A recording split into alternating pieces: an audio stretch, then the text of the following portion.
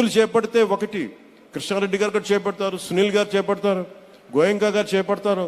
కానీ వ్యక్తులు చేసేది, వ్యాపార సంస్థలు చేసేది ఎంతైనా సరిపోదు ఇన్ని కోట్ల మంది ప్రజలకి. అందుకని ప్రభుత్వం పూనుకుంటే, ఒక విజనరీ లీడర్ పూనుకుంటే ఎంత అద్భుతంగా ఉంటుందనేది ఈ రోజున ఈ పథకం, ఈ P4 కార్యక్రమం చూస్తుంటే, జీరో పవర్టీ కోసం ఇది ఎంత అద్భుతంగా ఉంటుంది భవిష్యత్తులో. దీనికి కావాల్సిందల్లా ఒక విజన్ ఉన్న నాయకులకి మనందరం కూడా అండగా ఉండి ఆ కార్యక్రమాన్ని నిజంగా కనుక ముందుకు మనందరం సమర్థవంతంగా తీసుకెళ్ళగలిగితే, ఈ వేదిక పైన ఇన్ని 28 లక్షల కుటుంబాలు ఎంపిక కాబట్టి 28 లక్షల కుటుంబాలకి ముందు ఒక ఆశ ఉంటుంది, భరోసా ఉంటుంది, అద్భుతంగా ఉంటుంది.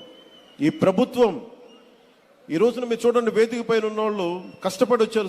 సునీల్ గారు కష్టపడి ఎక్కడో చదువుకొని ఇక్కడ విదేశాలకు వెళ్ళి ఉద్యోగాలు చేసి బ్యాంకర్గా ఉండి మళ్ళీ దాన్ని ఒక స్వతంత్రంగా ఒక గ్రీన్ ఎనర్జీ సంస్థ స్థాపించి నలిగిన వ్యక్తి. ఇక్కడ కృష్ణారెడ్డి కూడా గారు అంతే. ఇలాంటి వ్యక్తులు మన ముందున్నారు. ఇలాంటి వ్యక్తుల్ని గత ప్రభుత్వానికి, నారా చంద్రబాబు నాయుడు గారి కూటమి ప్రభుత్వానికి తేడా ఏంటంటే, గత ప్రభుత్వం వ్యాపార సంస్థలు వెళ్ళినా, ఎంటర్ప్రెన్యూర్స్ వెళ్ళినా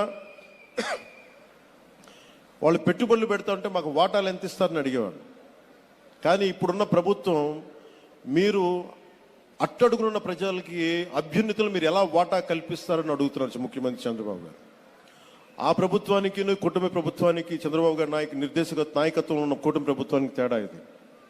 అది వాటాలు అడిగే ప్రభుత్వం, ఇది పేద ప్రజలకి మీ ఎదుగుదలలో వాటాలని పంచండి అని చెప్పే ప్రభుత్వం. అలాంటి ప్రభుత్వంలో మేమందరం కలిసి ఉన్నందుకు ఈ అవకాశాన్ని ఇచ్చిన ప్రతి ఒక్కరికి ధన్యవాదాలు తెలుపుకుంటూ, ఈ P4 అనేది